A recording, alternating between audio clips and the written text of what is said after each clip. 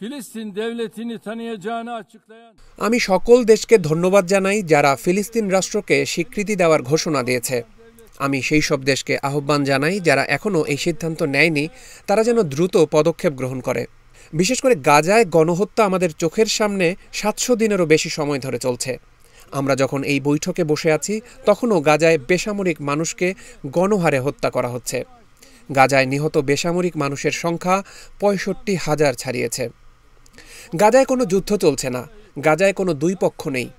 এক পাশে রয়েছে নিয়মিত সেনাবাহিনী যাদের হাতে রয়েছে সবচেয়ে আধুনিক ও ভয়ঙ্কর অস্ত্রশস্ত্র, আর অন্য পাশে রয়েছে নিরীহ বেসামরিক মানুষ, নিরীহ শিশু।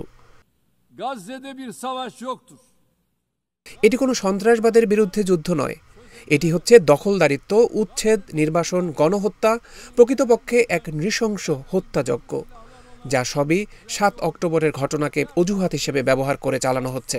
গাজায় অবিলম্বে যুদ্ধবিরতি নিশ্চিত করতে হবে, হামলা বন্ধ করতে হবে এবং অবশ্যই মানবিক সহায়তার প্রবাহ বাধাহীনভাবে নিশ্চিত করতে হবে। আমাদের নিশ্চিত করতে হবে যে এই গণহত্যার নেপথ্যের অপরাধীরা আন্তর্জাতিক আইনের আওতায় জবাবদিহিতার মুখোমুখি হবে। আল্লাহ চাইলে এটি নিশ্চয়ই ঘটবে। Uluslararası hukuka hesap vermesi temin edilmelidir. İnşallah bu mutlaka gerçekleşecektir.